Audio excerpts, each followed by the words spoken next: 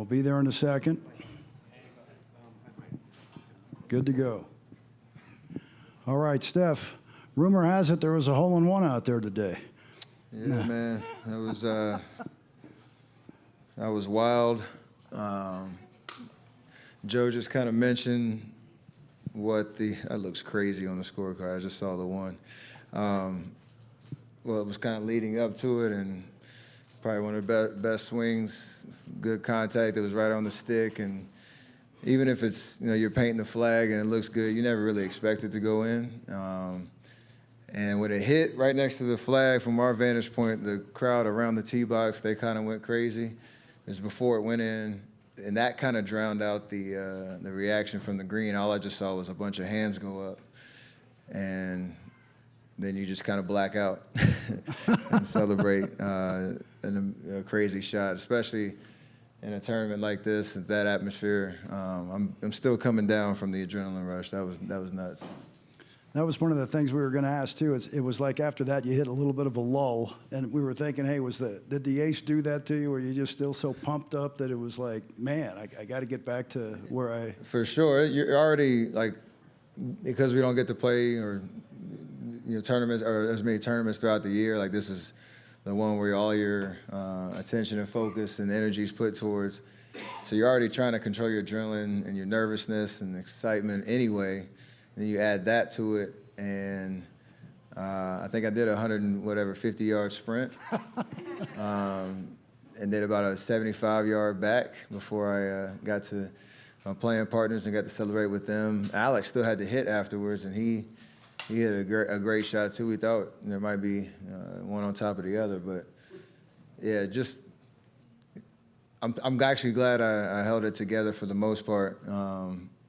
In the middle of the round, I had a couple of bad shots, had a bad break on the par 3, but then to come back and finish even the last 5 holes, 6 holes.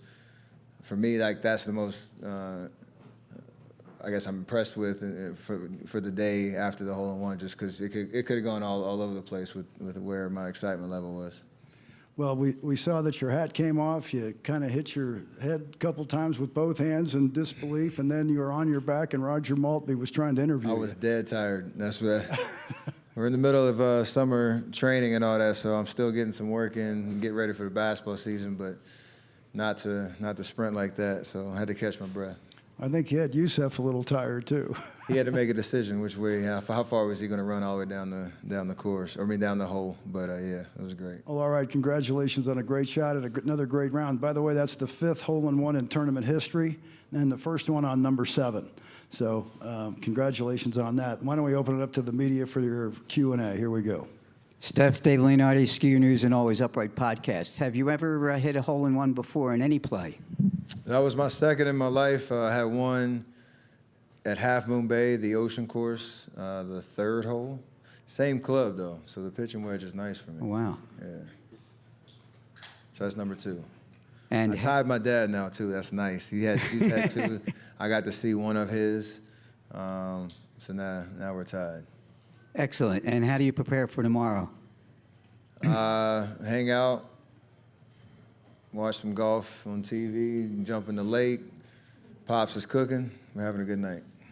That's it. Stay away from the game just because you're already kind of exhausted of being focused for those 5 hours we're out there. So get away from it, get ready for tomorrow.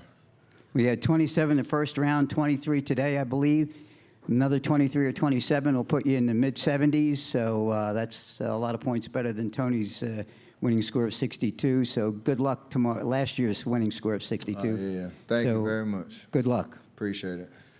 Steph, I was following you on the front 9, and on 6, your second shot, you almost jammed that also. I thought it was going in the cup probably 2 or 3 feet right before. Was that the precursor to 7? Yeah, I hit a really good one there. It literally was 6 inches behind the flag and kind of popped a foot below it. So it's one of those, you get into a rhythm, you hit the shots that you're seeing, and they start, painting the flag. Like I said, you don't really expect it to go in. It's one of those, you could play golf forever, and it's kind of a luck of the bounce if it's going to go the right way or not. But to have 2 of those shots in a row, one of them go in, it was special for sure. Probably like, golf highlight. Hopefully I'll have another highlight tomorrow at the end of the round, but definitely the best golf moment I've had, playing this game. Yeah. And I know you've had this for many years up here, but having so many fans rooting for you, do you feel like that's an added advantage going into tomorrow? Yes and no. I don't have any type of home course, advantage or any know-how, more than Marty or Joe. They've both been in a final group on Sunday. Marty's won one. I know Joe was in the playoff last year. So I haven't been in that, experience before. But all I'm going to do is just have fun and play. In your head, you kind of have to imagine that you're just playing around at your home course. There's just a little bit more people watching.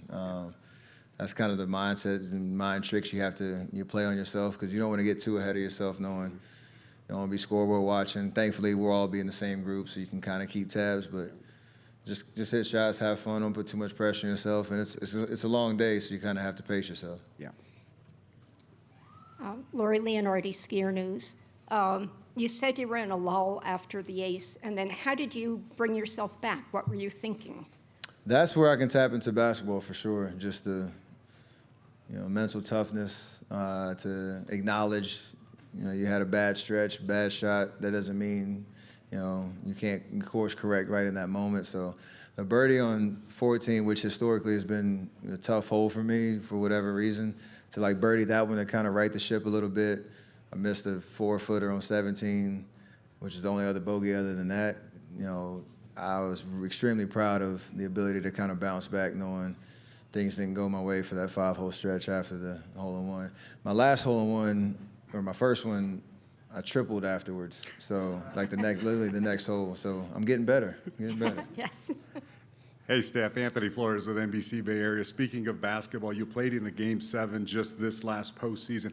How much can you draw off that experience and bring it to the golf course in terms of having a good night's sleep and not overthinking everything and what's ahead tomorrow?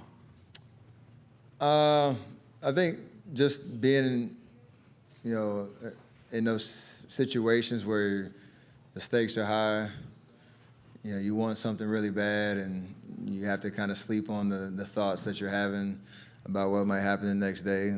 There's a little bit of similarity, but for the most part, when I wake up in the morning, you come to the course, you have to kind of treat it like a normal round, but I'm sure I'll have some, kind of, anxiousness and jitters just because, you're kind of out of your comfort zone a little bit. But that's the beauty of this tournament for us, amateurs and athletes from other sports trying to exceed in this sport. I think that's why people watch and love to see, us out here grinding. So I'm excited about it because anytime you come in here, you just want a chance to win.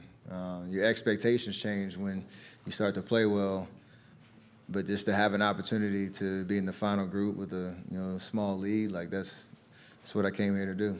And you watch golf. You've watched the replays. How would you rate your post-hole-in-one celebration compared to others? I've only seen it for I only saw it on 17, a blurry kind of video of it, but I just know the sprint was phenomenal, great form. I had a couple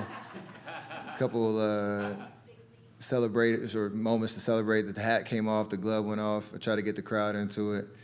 I don't know what my speed was, but it was up there. It was good. A quick follow-up on that one from Anthony. In your career, so I know you're still riding the adrenaline rush, but how does that rank in adrenaline rushes throughout it's your number career? one for sure. Number one. Even my first hole-in-one was kind of a casual round. I was with some buddies. You still, get super excited. I saved the ball. I did the same thing, actually, now that I think of it. I ran down the hole right away. But just in that environment on that hole, it's a good atmosphere around there. I'm in the final group on a Saturday trying to, hold the lead and play well, and then that happened. So number one for sure. And how does that with your basketball career and everything? How does that rank? It's totally different. Yeah. That's my job. Yep. This is fun. Yep. Hey, Steph, another one. Tomorrow you go into the final round, 3-point lead over Joe Pavelski. who's been almost there last year, got in the playoff. Marty, who's won it before, and he's a good buddy of yours. And does that feel, you'll probably be in all three of you in the last group together. How does that feel playing with guys like that are friends of yours, and any additional pressure?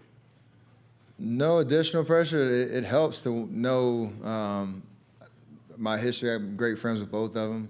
I've played in groups with them before. You know, Joe played in the Bay with San Jose for a long time, so we crossed paths at a course that we used to play down there. So I'm very familiar with both of them. I think that will help just kind of calm the nerves, just to know you got two great guys that we're going to have a great time. We're all competitive. We're all trying to win. But I think the flow of the group will be great.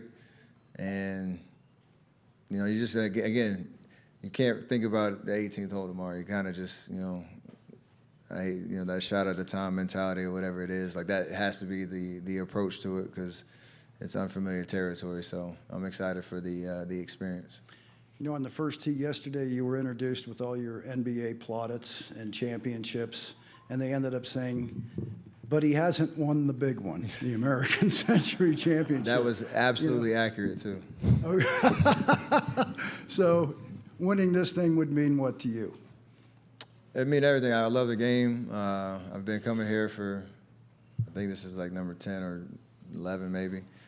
And talked about, you know, from a basketball perspective, I think Vinny was the first one that got it done a couple of years ago.